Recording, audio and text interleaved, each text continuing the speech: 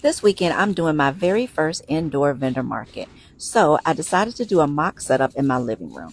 I measured the space to make sure that my setup did not extend beyond the 10 by 10 space that I'm going to be given. I started by setting up my 6-foot table. Then I rolled over my grid walls and assembled them. Then I brought over my foldable shelf. I think this is my favorite display item of my whole vendor booth. If you haven't looked into getting a foldable shelf, y'all, OMG, it is a total game changer. Next, I grabbed my portable bar, aka checkout stand. Next, I put on the tablecloth. Now, I made a little modification to this tablecloth. It is floor length in the back and front, but I actually cut the back out so I could easily access the products that I store under my table. Okay, so don't panic. Yes, I am cutting my banner.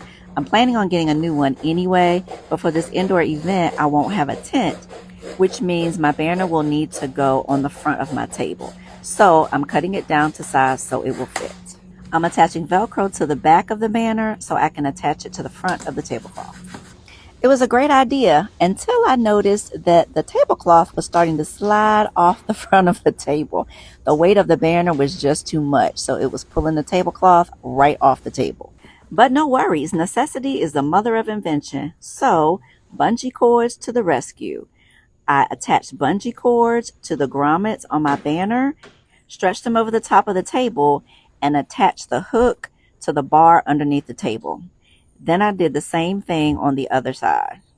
It worked. No more sliding tablecloth, but there was one problem. These ugly bungee cords that you could see on top of the table. But I never run out of ideas. I remembered I had this gold tablecloth, so I decided to fold it in half and then lay it on top of my table like a runner. It worked like a charm, and it added a pop of color to my table. Then it was time to add my products. So I started with my t-shirt mannequin. I added my candles, scripture pins, and then my table started to fall, y'all. Oh my gosh, I did not secure the latch underneath to keep the legs from buckling. My husband had to come and save the day because all my products were going to be right on the floor. Oh well, I had a good laugh. I added my keychains, bracelets, mustard seed bags, and price tags.